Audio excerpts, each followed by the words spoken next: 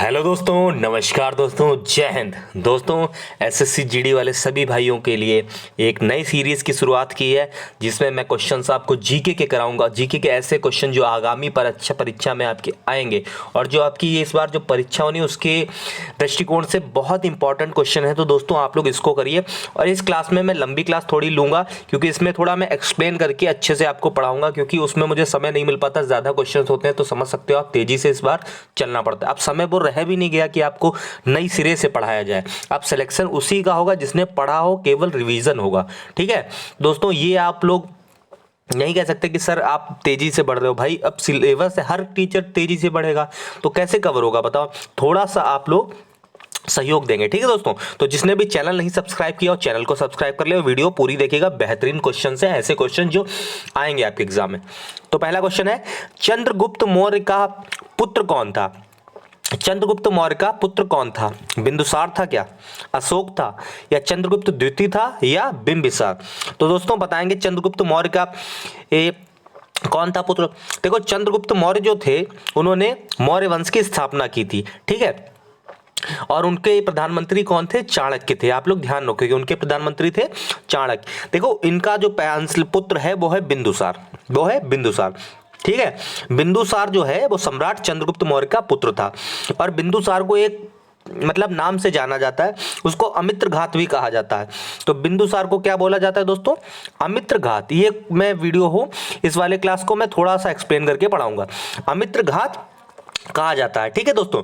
अगर पूछे मतलब इसको अगर यूनानी इतिहासकार क्या बोलते हैं, तो यूनानी इतिहासकार इनके लड़के जो बिंदुसार को है उसको अमित्रोचेट्स बोलते हैं, अमित्रोचेटस, ठीक, अमित्रोचेटस, ठीक। तो पहला क्वेश्चन तो आपका ये कंप्लीट हुआ। अगला क्वेश्चन इंपॉर्टेंट क्वेश्चन है, पानीपत की द्वितीय लड़ाई किन दो सेनाओं के बीच लड़ी गई? पानीपत की द्वितीय लड़ाई किन दो सेनाओं के बीच लड़ी गई?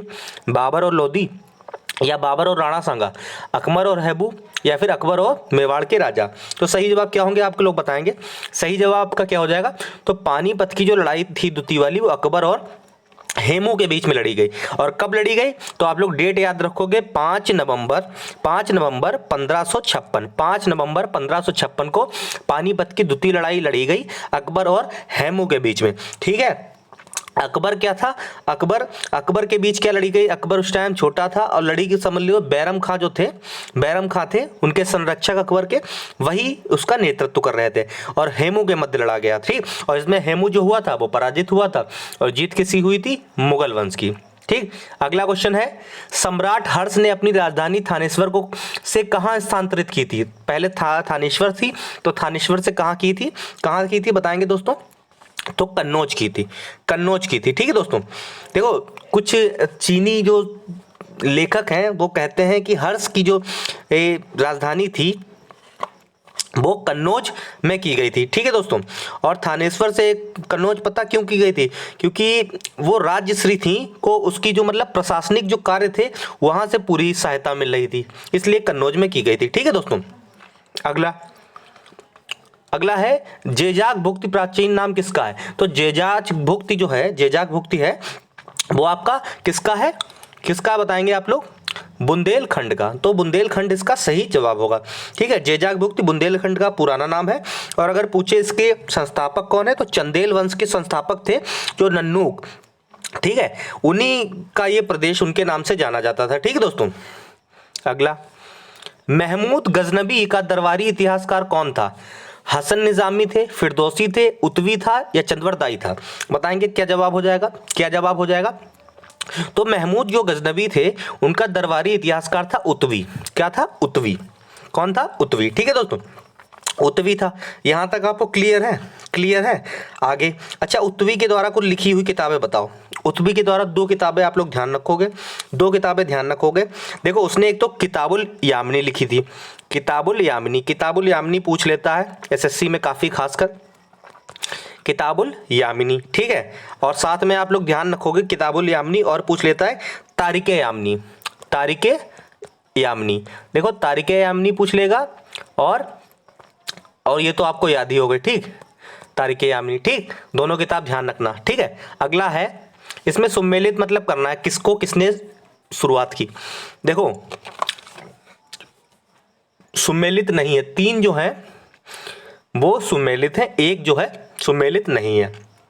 ठीक है, तो बताएंगे इसका आंसर क्या हो जाएगा। ध्यान से पढ़ेंगे, ध्यान से पढ़ेंगे। क्या दीवाने मुस्तकराज की अलाउद्दीन खिलजी ने स्थापना की तो बिल्कुल सही है, हाँ की उन्होंने भैया की। दीवाने अमीर कोही की मोहम्मद तुगलक ने, हाँ की। दीवाने खैरात की फिरोज तुगलक ने की, हाँ की। क्या दीवाने रियासत की बलबन ने की, क्या दीवाने रियासत की बलबन ने की, बताओ की नहीं, ये वाला आपका बिल्कुल गलत जवाब है। दीवाने रियासत की भी की अलाउद्दीन खिलजी ने, स्थापना जिसने की अलाउद्दीन खिलजी ने की। दोस्तों अगर बताऊं दीवाने मुस्तकराज किसे कहते हैं, तो दीवाने मुस्तकराज जो था वो अलाउद्दीन खिलजी द्वारा राजस्व विभाग जो स्थापना की गई थी उसे कहते हैं राजस्व विभाग, याद रखोगे। और दीवाने अमीर कोही जो है वो कृषि विभाग था, कृषि विभाग। और दीवाने खैरात जो था वो दान विभाग था, जिसमें दान उन दिया जाता था। और दीवाने जो रियासत है इसमें बाजार नियंत्रण विभाग था, ये अलाउद्दीन खिलजी ने शुरुआत की थी। दोस्तों इस क्लास को थोड़ा सा एक्सप्लेन करके लेके चलेंगे, क्योंकि थोड़ी नॉलेज भी आपको होनी चाहिए और थोड़ा सा हमें तेज चलना पड़ेगा, क्योंकि रिवीजन है दोस्तों, बहुत सर पे है आपका पेपर, तो आप समझ रहे होंगे। और वीडियो पसंद आ रही है, क्लास अच्छा लग रहा है तो चैनल को सब्सक्राइब करो, एक कमेंट करो कि ये क्लास चलनी चाहिए। अगर आप लोग कहोगे तभी चलेगी, वरना नहीं चलेगी ये क्लास। वेदों की ओर लौटो का नारा किसके था, वेदों की ओर लौटो नारा किसका था, तो ये आपको आता होगा, सरल जवाब क्वेश्चन है आपका, दयानंद सरस्वती। दयानंद सरस्वती। देखो दयानंद सरस्वती का पूछ लेता है, उनका नाम क्या था, उनका नाम बचपन का क्या था, तो मूल शंकर उनका नाम था, मूल शंकर उनका नाम था। और साथ ही साथ पूछेगा आर्य समाज की स्थापना किसने की, तो आर्य समाज की स्थापना दयानंद सरस्वती ने की। और पूछेगा आर्य समाज की स्थापना किस वर्ष हुई, आर्य समाज की स्थापना किस वर्ष हुई, तो आप लोग ध्यान रखोगे 1875 का सन, 1875 आप लोग ध्यान रखोगे। ठीक है, इतना आपके लिए है काम का, उतना मैं आपको बताते चल रहा हूं। अगला है महात्मा गांधी के राजनीतिक गुरु कौन थे, CR दास थे, दादा भाई नौरोजी थे, तिलक थे या गोपाल कृष्ण गोखले। तो महात्मा गांधी के राजनीतिक गुरु कौन थे बताएंगे दोस्तों, तो सही जवाब क्या हो जाएगा, गोपाल कृष्ण गोखले। देखिए गोपाल कृष्ण गोखले थे, बहुत सीधे इंसान थे।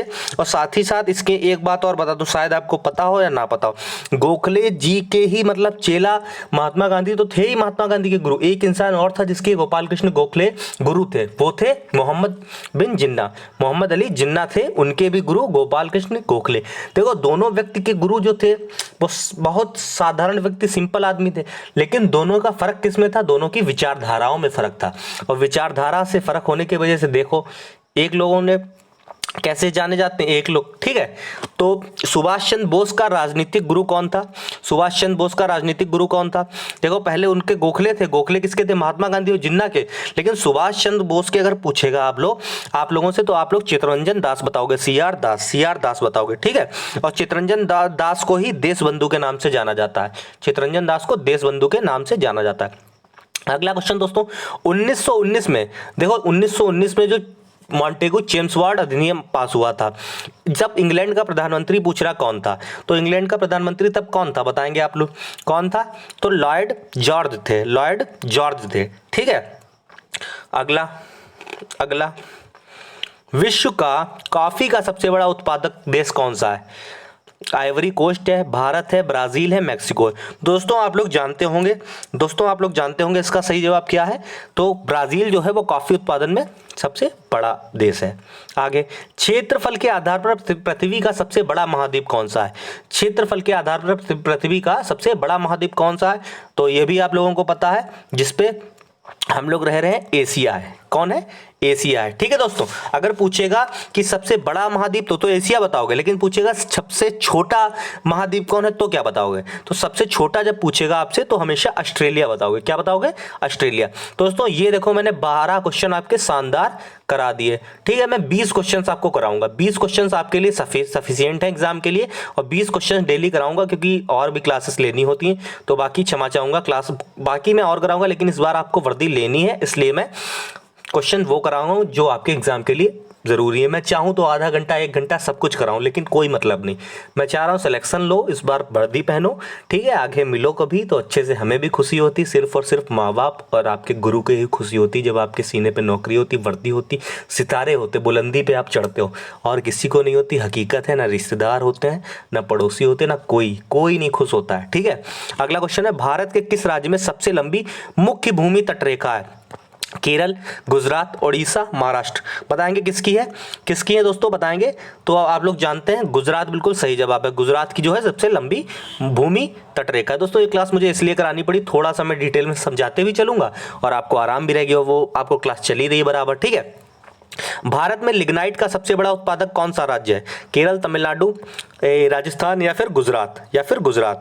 तो कौन सा है भैया? तो तमिलनाडु है। तमिलनाडु बिल्कुल सही जवाब है। आगे, भारत की सबसे लंबी नदी कौन सी है? तो सबसे लंबी नदी आप लोग जानते हो, इसमें देर खाली क्यों लगाऊं, मैं टाइम पास करूं। गंगा है। गंगा की लंबाई पूछ रहे तो आप लोग ध्यान रखोगे 2525 किलोमीटर, याद करने में भी आसान रहेगा, 25, ठीक है। अगला क्वेश्चन दोस्तों, श्वेत क्रांति का, देखो मैं क्वेश्चन हमेशा ये बताता हूँ, श्वेत क्रांति का संबंध किससे है? तो आप लोग हमेशा किससे लगाओगे? किस बाढ़ से मत लगा देना, बाढ़ से लगा दोगे गलत हो जाएगा। दुग्ध उत्पादन से है, दुग्ध उत्पादन से, ठीक है दोस्तों। और दोस्तों श्वेत क्रांति के लिए एक लोगों का नाम हमेशा याद रखना, इनके जनक पूछता है, श्वेत क्रांति के जनक कौन है? तो कौन बताएंगे आप लोग? वर्गीस कुरियन का नाम याद रखोगे, वर्गीस कुरियन। बाकी क्वेश्चन जैसे जैसे आते रहेंगे और बाकी मैं उसके साथ में बताते रहूँगा, ठीक है। आगे बढ़ते हैं। और ये हाँ, मत्स्य पालन के आप ध्यान रखना का नीली क्रांति पूछेगा कि कौन? नीली क्रांति। तो नीली क्रांति का संबंध किससे? मत्स्य पालन से। आगे बढ़ेंगे। भारतीय रिजर्व बैंक का राष्ट्रीयकरण किस वर्ष हुआ? देखो पहली चीज तो ये जान लो कि भारतीय रिजर्व बैंक की स्थापना कब हुई। देखो स्थापना पूछेगा तो 1 अप्रैल 1935। देखो दोस्तों मैं चाहूँ ना तो घंटों भर एक क्वेश्चन पे कर सकता हूँ, घंटों भर बाकी सब बोल सकता हूँ, लेकिन मतलब ये नहीं है, मेरा मतलब है आप सिलेक्शन पा जाओ, कोई प्रोफेसर आपको नहीं बनना। आजकल देखो जमाना है चतुराई का, आपको नौकरी अकॉर्डिंग हिसाब से लेनी है, कंटेंट पढ़ के लेनी है। आप अगर सब इधर उधर सब पढ़ोगे, ज़्यादा ज्ञान वाले भी बैठे रह जाते हैं, ध्यान रखना। आपको उतना पढ़ना है कि नौकरी ले पाओ, ठीक है। भारतीय रिजर्व बैंक की स्थापना तो मैंने बता दी कब हुई, 1 अप्रैल 1935। लेकिन पूछ रहे राष्ट्रीयकरण दोस्तों हुआ था 1 जनवरी 1949 मतलब सी वाला बिल्कुल सही है। आगे बढ़ेंगे दोस्तों, आप लोग चैनल को सब्सक्राइब कर देना, कमेंट जरूर करना इस क्लास में। इस क्लास में कमेंट अगर नहीं होगा तो मैं कंटिन्यू नहीं रखूंगा, ये आप लोग के लिए बहुत फायदेमंद है जीके की क्लास। भारत का आर्थिक सर्वेक्षण प्रत्येक वर्ष सरकारी तौर पर प्रकाशित किया जाता है, किसके द्वारा किया जाता है बताएंगे आप लोग? तो पता है आप लोगों को, सीधी बात है, वित्त मंत्रालय द्वारा किया जाएगा, वित्त मंत्रालय द्वारा किया जाता है, ठीक। आगे बढ़ेंगे। 19वां क्वेश्चन आपकी स्क्रीन पर ये रहा कि भारत में सीमांत जोत का आकार कितना है? तो भारत में सीमांत जोत का अधिकार उसे होता है 1 हेक्टेयर से कम। 1 हेक्टेयर से जो कम होता है उसे सीमांत जोत का आकार बोलते हैं, ठीक है दोस्तों। ये आपके 19 क्वेश्चन देखो मैंने यहाँ से कंप्लीट करा दिए, ठीक है। 19 क्वेश्चन शानदार आपके कंप्लीट हो गए। अब आपको करना क्या है, अब आपको 20वां वाला क्वेश्चन पढ़ना है, फिर ये क्लास यहीं पे समाप्त करेंगे क्योंकि काफ़ी क्लासेस लेनी है और भी। प्लास्टिक मनी कहा जाता है, प्लास्टिक मनी किसे बोलते हैं बताएंगे आप लोग? क्रेडिट कार्ड को बोलते हैं, कागजी मुद्रा को बोलते हैं, या शेयर को, या डिस्काउंट कूपन को? बताएंगे दोस्तों किसको बोलते हैं? तो किसको बोलेंगे? क्रेडिट कार्ड बिल्कुल सही जवाब होगा। तो दोस्तों ये थे आपके आज क्वेश्चन 20।